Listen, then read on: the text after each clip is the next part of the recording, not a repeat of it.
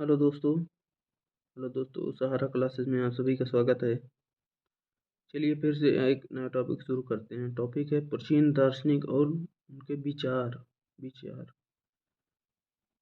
चलिए पहला है कन्फ्यूशियस, 1551 से 480 ईसा पूर्व। एक महान चीनी दार्शनिक जिसने 60 वर्ष की आयु में चीनी नागरिक सेवा से अवकाश ले लिया और अपनी विचारधारा के विस्तार के लिए अपने शिष्यों की शिक्षा हेतु एक पाठशाला की स्थापना की। उनके उपदेशों को अनालेट अनालेट्स बातचीत में रिकॉर्ड किया गया, जो चीनी दर्शन का आधार है। सुकरात, 470 से 400 ईसा पूर्व। प्राचीन विश्व के सबसे बुद्धिमान व्यक्ति सुकरात एथेंस के रहने वाले थे। प्रारंभ में वे कलाकार थे, किंतु बाद में एक दार्शनिक बन गए। उन्होंने पूछताछ और निर्देशकों की प्रणाली बनाई, जो सवाल जवाब का सिलसिला था। वे सदैव सत्य की खोज में लगे रहते थे। उनके गैर परंपरावादी विचारों के कारण उनका तत्कालीन शासन के साथ टकराव हो गया।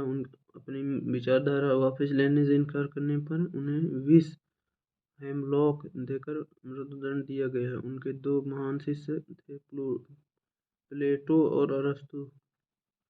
जीनफोन, 434 से 355 ईसा पूर्व। जीनफोन सुकरात के शिष्य थे।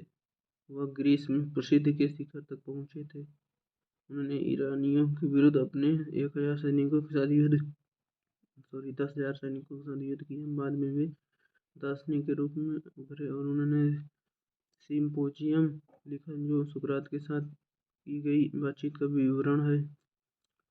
प्लेटो, 428 से 347 ईसा पूर्व। एक एथेनियन दार्शनिक जिन्हें पश्चिमी राजनीतिक विचारों का पिता कहा जाता है।